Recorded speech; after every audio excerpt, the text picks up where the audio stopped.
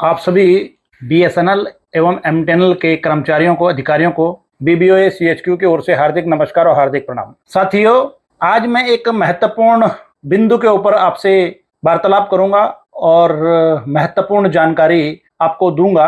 आपसे ही संबंधित ये जानकारी है। आप कृपया वीडियो को पूरा देखें, तभी आप लोगों को समझ में आ पाएगा कि वीडियो में हमने किस बिंदु के ऊपर क्या पॉइंट रखा और किस प्रकार से वो बिंदु जो है हम आप लोगों के ऊपर लागू होगा। ये है बीएसएनएल सबबैटिकल स्कीम लीव 2026। सबबैटिकल लीव कौन ले सकता है, कितने साल की छुट्टी ली जा सकती है, क्या मिलेगा क्या नहीं मिलेगा, इसके ऊपर हम आज चर्चा करेंगे। नमस्कार साथियों, अगर आप बीएसएनएल के कर्मचारी हैं और कभी आपने सोचा है कि कुछ समय के लिए नौकरी से ब्रेक लेकर अपनी पर्सनल, फैमिली, एजुकेशन या प्रोफेशनल जरूरत पूरी की जाए, लेकिन नौकरी पूरी तरह छोड़ी ना जाए, तो बीएसएनएल की सबबैटिकल स्कीम 2026 आपके लिए बेहद महत्वपूर्ण है। लेकिन इस स्कीम में कई ऐसी शर्तें हैं जिन्हें जानना बहुत जरूरी है। और सबसे महत्वपूर्ण बात कि बीएसएनएल कॉर्पोरेट ऑफिस को लेकर एक नया क्लैरिफिकेशन 10 अगस्त 2026 को भी आया है, उसके बारे में मैं बाद में आप लोगों को बताऊंगा।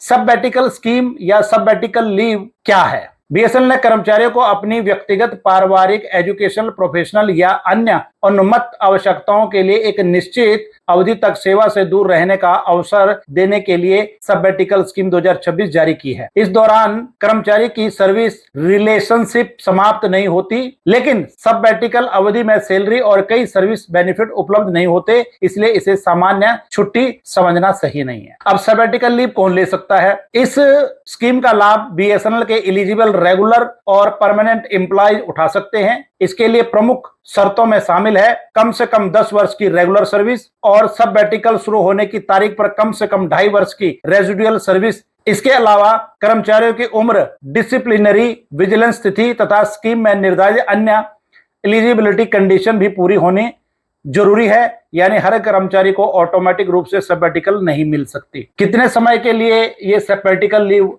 आपको मिलेगी? सबबैटिकल की अवधि कम से कम 6 महीने और अधिकतम 5 वर्ष तक हो सकती है। पूरे सर्विस कैरियर में इसे अधिकतम 3 बार लिया जा सकता है और 2 सबबैटिकल के बीच निर्धारित 3 वर्ष का अंतर भी होना आवश्यक है। इसलिए अगर कोई कर्मचारी लंबी अवधि का सबबैटिकल लेने की योजना बना रहा है तो उसे आगे की सर्विस प्लानिंग भी ध्यान में रखनी चाहिए। प्रमोशन पर इसका क्या असर पड़ेगा, यह भी कर्मचारी के लिए बहुत महत्वपूर्ण है पॉइंट है। सबबैटिकल की अवधि सामान्यतः प्रमोशन, रेजिडेंसी, एलिजिबिलिटी और टाइम बॉन्ड अपग्रेडेशन के लिए काउंट नहीं होगी। इसका अर्थ है कि सबबैटिकल लेने वाले कर्मचारियों की कैरियर प्रोग्रेस पर भी इसका प्रभाव पड़ सकता है, इसलिए केवल पर्सनल कन्वीनियंस देखकर निर्णय नहीं लेना चाहिए। क्या सबबैटिकल के दौरान दूसरी नौकरी कर सकते हैं? सबबैटिकल लीव का अर्थ यह नहीं कि कर्मचारी बिना किसी रिस्ट्रिक्शन के कहीं भी नौकरी कर सकता है। प्राइवेट या ओवरसीज असाइनमेंट के संबंध में स्कीम में निर्धारित कंडीशन का पालन करना होगा